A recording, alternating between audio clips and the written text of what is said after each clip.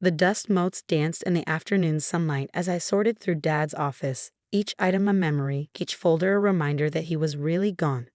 Heart attack, they said. Sudden but not unexpected, given the stress he'd been under. Still, at 48, Thomas Warner had seemed invincible to me. My name is Sarah Warner, and this is how I uncovered the dark truth behind Warner Pharmaceuticals' miraculous success. Need any help? Marcus Thompson stood in the doorway, his expensive suit a stark contrast to my casual jeans and sweater. Dad's business partner of 20 years looked perfectly groomed as always, but something about his expression seemed off. "I'm fine," I said, continuing to sort through the papers. "Just trying to get everything organized before the board meeting tomorrow." Marcus nodded, his fingers drumming against the doorframe. "About that, Sarah, the other partners and I have been talking. Given the circumstances, we think it might be best if you considered our buyout offer." I looked up sharply. They'd approached me with the offer just days after Dad's funeral, $15 million for my inherited 40% stake in the company. A fortune to most people, but something about the timing felt wrong. "I told you, Marcus, I'm not selling. Dad built this company from nothing. He wanted me to carry on his legacy." "Sarah," his voice took on that patronizing tone I'd heard too often lately. "Your father was a brilliant man, but running a pharmaceutical company requires experience. You're 28, with a background in computer science. What do you know about drug development?" More than you think, I wanted to say. Dad had been grooming me to take over for years, teaching me every aspect of the business since I was old enough to understand. But lately, something had changed. In the months before his death, he'd become distant, worried. "The offer expires tomorrow," Marcus continued. "After that, well, things might get complicated." Was that a threat? Before I could ask, his phone buzzed. "I have to take this. Think about it, Sarah. 15 million is a lot of money for someone your age." After he left, I sat in Dad's leather chair, trying to think. The company was doing better than ever. Our new cancer drug showing promising results in clinical trials. Why were they so eager to push me out? Standing to stretch, I noticed something odd about the bookshelf behind Dad's desk. One of the medical texts was slightly askew. When I tried to straighten it, it wouldn't move. Instead, there was a soft click. A section of the bookshelf swung inward, revealing a small room behind it. My heart pounding, I grabbed my phone for light and stepped inside. The room was barely larger than a closet, its walls lined with filing cabinets. A desk lamp sat on a small table, along with a sealed envelope with my name on it. With trembling fingers, I opened the letter. "My dearest Sarah, if you're reading this, I'm either dead or unable to tell you the truth myself. Our company's success, everything we've built, is based on lies. The evidence is in these files. Don't trust Marcus or the others. They know what really happened, and they'll do anything to keep it hidden. I'm so sorry for involving you in this. I thought I could fix it before you had to know, but time is running out. Be careful, be smart, and remember that I love you, no matter what you might think of me after learning the truth. Dad." I stared at the letter, my world tilting on its axis. Dad had been the most ethical person I knew. He built Warner Pharmaceuticals on the principle that profit should never come before patient care. The filing cabinets were meticulously organized, each drawer labeled by year. I started with the most recent, pulling out the first folder. Inside was a detailed report about our new cancer drug, WP-254. But these weren't the results I'd seen in company presentations. According to these documents, the drug wasn't just ineffective. It was dangerous. My phone buzzed, making me jump. A text from Lisa, Dad's former assistant. "Sarah, we need to talk." "Not at the office. It's about your father's death. Meet me at Riverside Park in an hour." I took photos of the documents with trembling hands, then carefully closed the hidden door. Whatever was going on, I needed more information before confronting Marcus and the board. The park was quiet when I arrived, just a few joggers braving the autumn chill. Lisa sat on a bench overlooking the river, nervously checking her phone. "Sarah," she stood as I approached. "Thank you for coming. I've been wanting to tell you about your father." "What about him?" "The night he died," she glanced around nervously, "he called me, asked me to come to the office. He said he had proof that Marcus and the others were falsifying drug trial data. He was going to expose everything at the next board meeting." My blood ran cold. "Are you sane?" "I think they killed him, Sarah. And I think they're going to try to kill you too if you don't take that buyout offer. Before I could respond, a jogger passed close to our bench. Too close. I caught a glint of metal in his hand. Lisa, run. But it was too late. The crack of a silenced pistol was followed by Lisa crumbling to the ground. I turned to flee, but the jogger was faster, grabbing my arm. Ms. Warner, he said calmly, as if he hadn't just murdered someone, Mr. Thompson would like to speak with you. I did the only thing I could think of. I screamed, loud enough to make the jogger flinch, loosening his grip just enough. I twisted away, thanking God for those self-defense classes Dad had insisted I take. Running through the park, I could hear footsteps behind me. My car was too far. Instead, I headed for the crowded shopping district 2 blocks away. The killer couldn't risk exposing himself in public. My phone buzzed again. Marcus. Sarah, where are you? We need to discuss the company's future. I ducked into a coffee shop, trying to steady my breathing. Lisa was dead. Dad had been murdered. And the company he'd built, the legacy he wanted me to protect, was built on fraud. But I wasn't without resources. Dad had taught me more than just business. He taught me to plan for everything. Opening my phone's secure folder, I activated a program I'd written years ago. Within seconds, I had remote access to Warner Pharmaceuticals' entire network. Time to find out exactly what Marcus and his partners were trying to hide. The barista gave me an odd look as I sat in a corner, furiously typing on my phone. On the surface, Warner Pharmaceuticals' network looked normal. But I knew there had to be more. Dad's hidden files proved that. Then I found it. A second set of books, carefully concealed behind layers of encryption. The real trial data, showing years of falsified results. Drugs that should never have been approved, side effects that were hidden, deaths that were covered up. My hands shook as I downloaded everything to a secure cloud server. The evidence was clear. Marcus and the board had been running a criminal enterprise worth billions, all while Dad tried desperately to stop them. But why hadn't he gone to the authorities? The answer had to be in those files in his office. Files I couldn't access now that Marcus knew I'd discovered the truth. My phone buzzed one more time, an email from Marcus's private account that my program had intercepted. She found the room. Implement contingency plan. No loose ends this time. I looked out the coffee shop window at the darkening sky. Somewhere out there, Marcus's killer was still searching for me. And tomorrow was the board meeting where they expected me to sign away my shares. They thought they were dealing with a naive young woman in over her head. They didn't know that Thomas Warner's daughter had inherited more than just his shares. I'd inherited his determination to expose the truth, no matter the cost, and they're trying to kill me.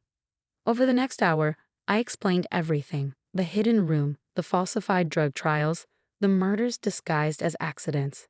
Helen listened without interrupting, her face growing grimmer with each revelation. "Show me the data," she finally said. I connected my phone to her secure computer, displaying the files I'd downloaded. Helen's expertise wasn't just in computer science. She'd worked for the FDA before entering academia. She'd know if what I found was as bad as I thought. It was worse. She shook her head in horror. "Sarah, they didn't just falsify trial results. They deliberately covered up deaths in the clinical trials. UP254 isn't just ineffective. It accelerates tumor growth in certain patients. But it's already been approved by the FDA," I said. "People are taking it right now, based on fraudulent data."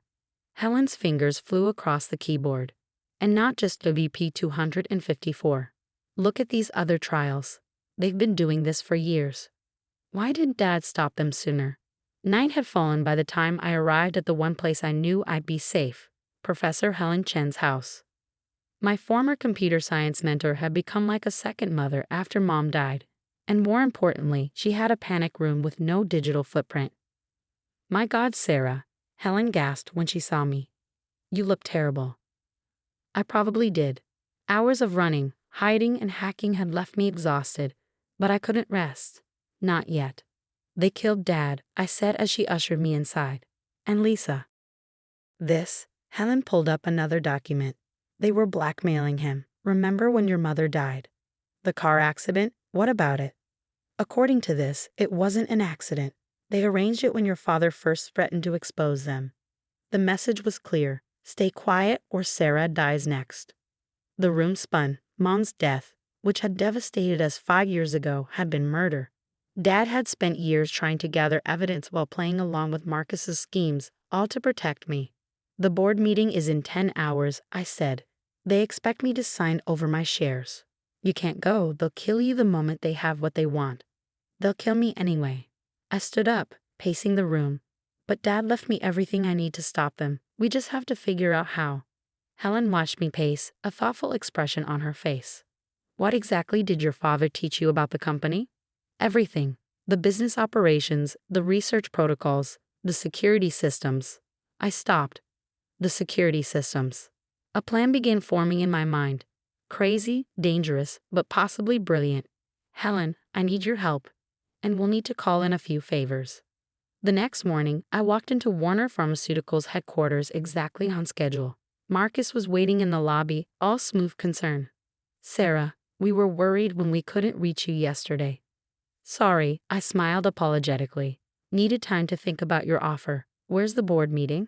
Main conference room. Everyone's waiting. He gestured toward the elevators. After you. As we rode up to the executive floor, I thought about the pieces already in motion.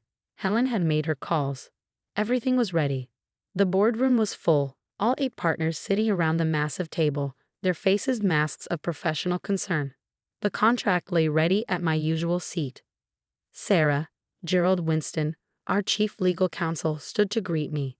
We've prepared the paperwork. $15 million, as discussed. All you need to do is sign. I sat down, picking up the contract. Actually, I had some questions first. Marcus's smile tightened slightly. Of course. But let's keep it brief. We have other matters to discuss. Like WP-254's real trial results. The room went silent. Gerald's face paled. Or perhaps, I continued, we should discuss what really happened to my father. Sarah, Marcus's voice was dangerously soft. I don't know what you think you found, but you're clearly confused. Oh, I'm not confused at all.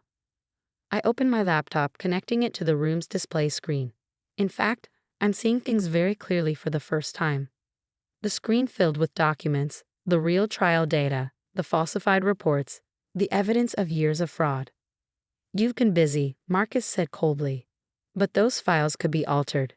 No one will believe. They already do. I pressed a button on my phone. The room's doors opened, revealing a team of FBI agents. Say hello to the federal task force that's been investigating Warner Pharmaceuticals for the past 12 hours.